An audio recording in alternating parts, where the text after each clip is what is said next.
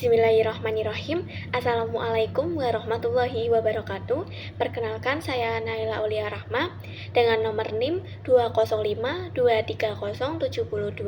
Nah, di sini saya akan mempresentasikan hasil diskusi saya dan teman-teman saya, yaitu Edupreneurship ditinjau dalam perspektif Islam. Nah, di sini ada nama anggota kelompok. Dan yang kedua, di sini ada slide menjelaskan tentang konsep Edupreneurship dalam perspektif Islam. Nah, definisi Edupreneurship Islam yaitu kombinasi antara pendidikan, education, dan kewirausahaan entrepreneurship dalam semangat amal soleh dan ijtihad. Edupreneur bukan hanya pendidik atau pengusaha, tetapi juga agen perubahan yang membawa maslahat bagi umat. Nah, nilai-nilai dasarnya itu ada 4. Yang pertama ada produktivitas melalui usaha halal, inovasi dalam menyebarkan ilmu, kontribusi sosial untuk umat, dan keberkahan ekonomi melalui pendidikan. Jadi, slide ini menjelaskan tentang konsep Edupreneurship dalam perspektif Islam. Nah, lalu slide selanjutnya ada tujuan dan bentuk Edupreneurship. Yang pertama, tujuan utamanya yaitu mewujudkan pendidikan yang rahmatan lil alamin. Yang kedua, membentuk pribadi amanah, produktif, dan bermanfaat.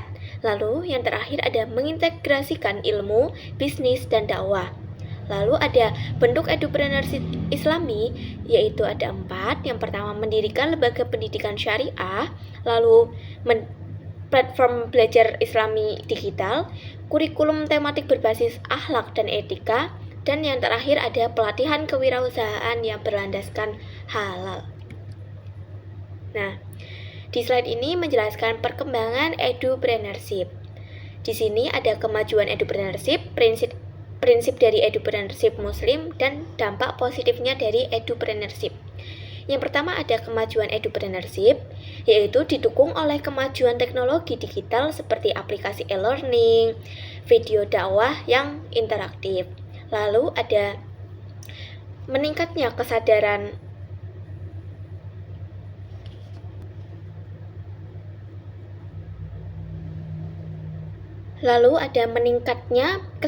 pentingnya pendidikan berbasis nilai Islam dalam masyarakat Muslim modern. Nah, di sini ada prinsip Edupreneur Muslim, ada 3. Yang pertama yaitu tawakal setelah ikhtiar maksimal, lalu jujur, adil, dan amanah dalam menjalankan usaha.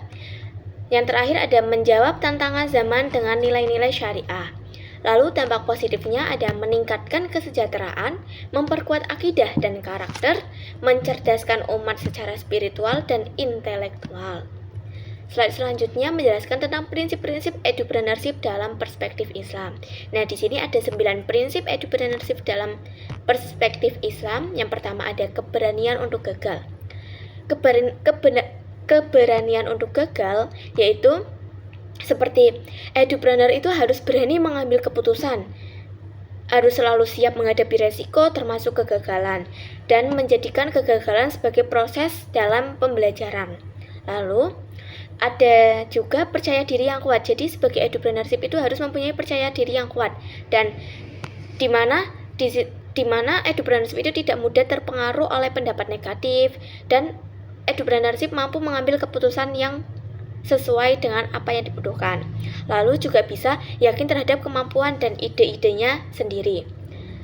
Lalu ada sikap optimis. Nah, sikap optimis itu selalu berpikir positif terhadap peluang, siap secara jasmani dan rohani, dan bersikap mandiri, tidak mudah untuk menyerah. Jadi, sikap optimis juga ada pada Edupreneurship. Lalu keempat ada emosi yang stabil dan spiritual.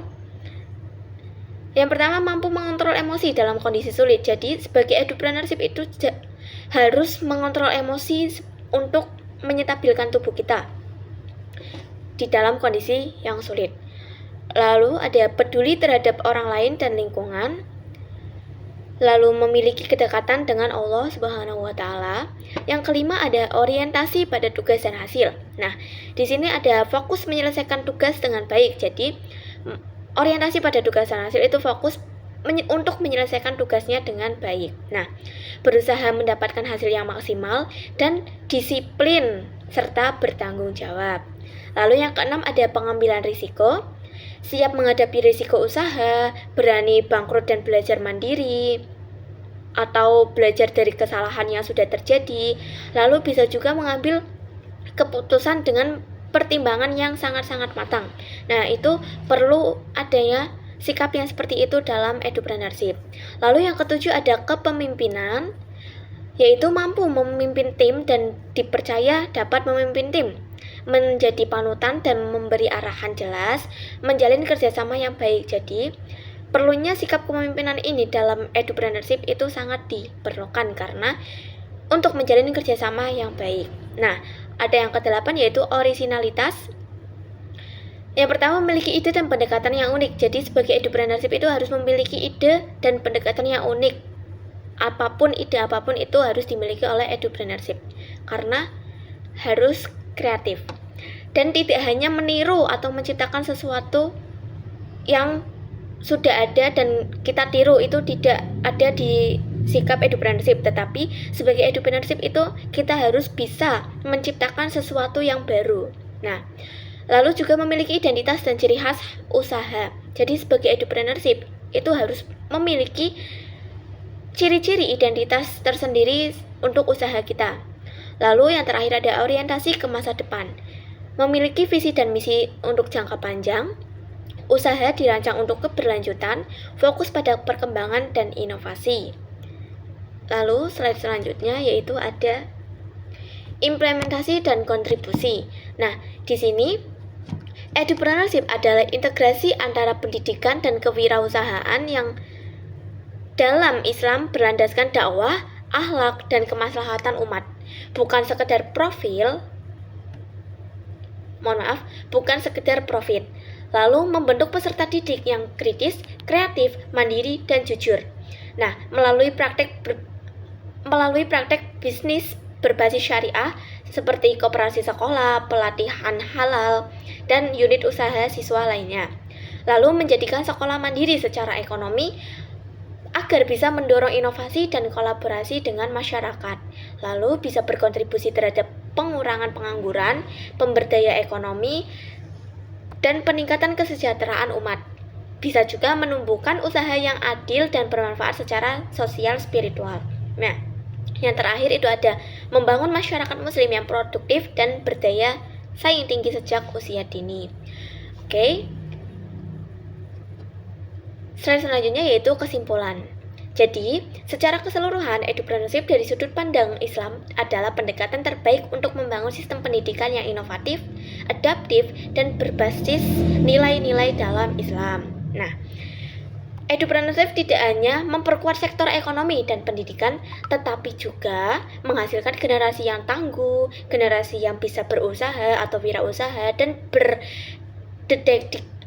berdedikasi tinggi untuk menggabungkan dunia pendidikan dengan pengabdian kepada Allah Subhanahu wa taala melalui usaha yang bermanfaat dan berisi nilai-nilai Islam. Sekian dari saya, kurang-kurangnya saya mohon maaf. Bila ada tutur kata yang kurang enak mohon dimaafkan. Sekian, wassalamualaikum warahmatullahi wabarakatuh.